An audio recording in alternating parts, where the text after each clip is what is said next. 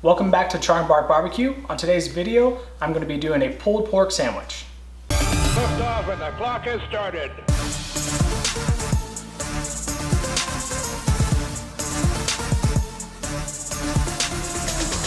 For today's video, it's kind of a two-in-one. The first half of it is going to be how I smoke my pulled pork. I'm going to really look for a nice bark on there, kind of more of a Texas style pulled pork. And the second half is going to be the recipe for the pulled pork sandwich itself. So let's go ahead and get to it. First things first, here is our pork butt. It's just a cryovac pork butt. It's a little bit more than 6 pounds here. It was actually $6, so it was 97 cents per pound. I think it was on sale. Pretty good price here. Pork butt is a great, inexpensive way to feed a ton of people. So if you're looking for more of a cheaper route, try to learn another style because brisket's usually not very cheap. Pork butt is a great way to do that. This is another big piece of meat. So I'm going to go ahead and get this out of the cryovac plastic here, and I'm going to go ahead and we'll trim it up a little bit.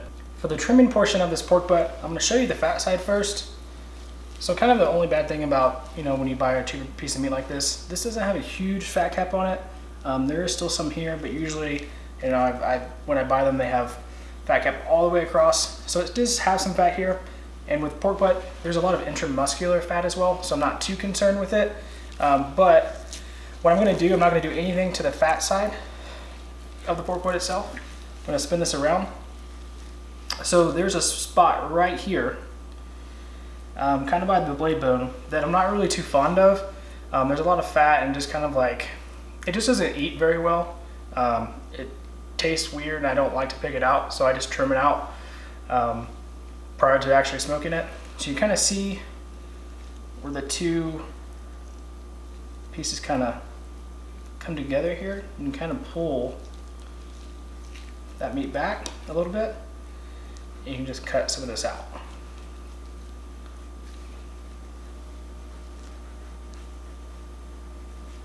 Just like that. So you can do that for that little section there. I'm going to go and get that all done and we'll come right back.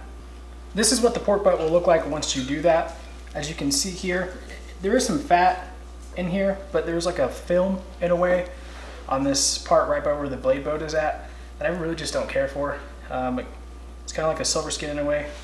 So that's all the trimming that I'm going to be doing today.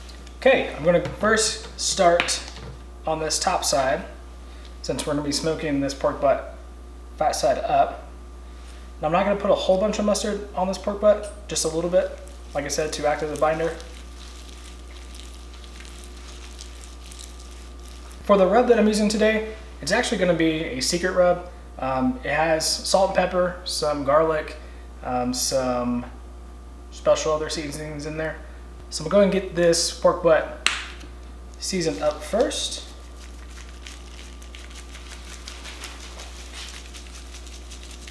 Pork butt is a really big piece of meat, so it can take a lot of seasoning and rub.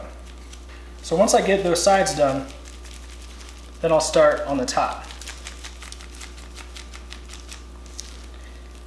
And definitely do not forget to flip up that part that we cut into the pork butt, because you want to get seasoning there as well.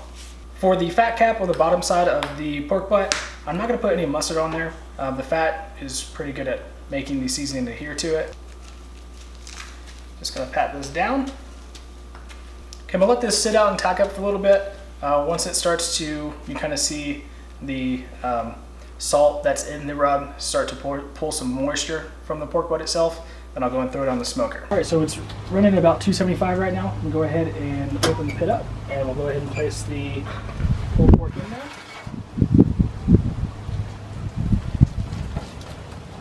Just going to throw it right in the middle here.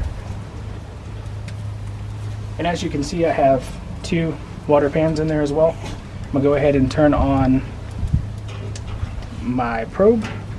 I'll get this probed up.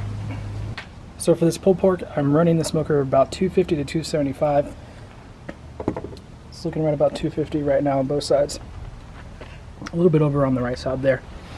What I'm going to go ahead and do is show you. So I'm using a mix of pecan and mesquite. Okay, it's been about 2 hours. This is what the pork butt looks like. Starting to have a nice, forming a nice little bark there. So what I'm going to do is just spritz the pork right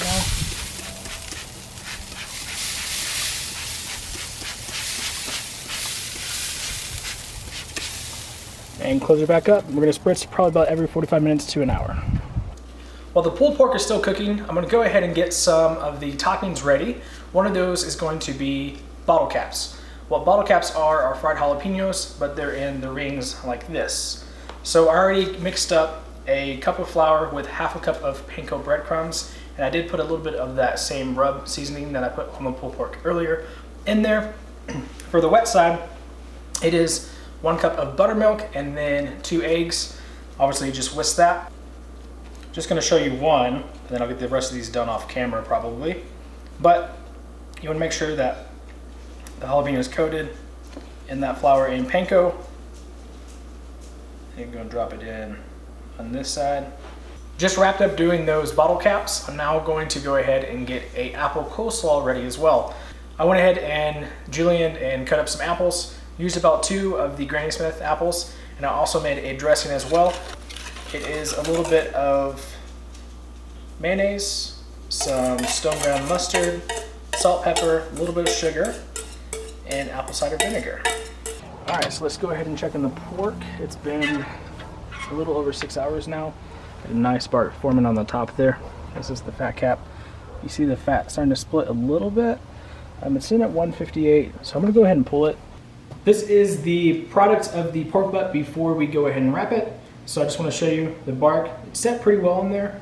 Now I'm using butcher paper today. It just helps. I just prefer it when using when you're really trying to make sure that bark looks good on the outside to retain that. So let's go ahead and wrap this. Let's fold it this way.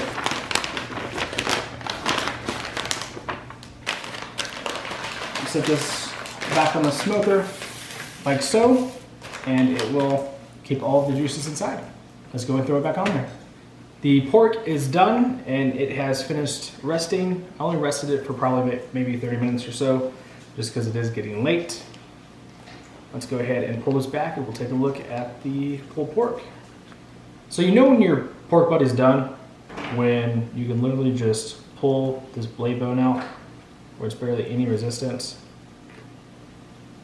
So I'm just gonna twist it out here. Look at that. Looks good to me. All right, I'm gonna go ahead and get all this pulled real quick. You'll see that smoke ring on there, especially the outside piece right there. It's really good with that bark. It's gonna be really good on that sandwich. So the pork butt has now been pulled, and I'm gonna go ahead and assemble this sandwich. Now first, you wanna go ahead and toast a brioche bun. I'm gonna put some mayonnaise on the bottom first. I'm also gonna drizzle some of this tangy sauce that I did make earlier. And then you wanna grab some pulled pork. Just gonna grab a handful here and just place it on top. Then you're gonna take your coleslaw, and I'm just gonna dump this on top here. And then you're gonna take some of those bottle caps that we fried up as well. So this is gonna be the final product. Let's go ahead and do the hunch.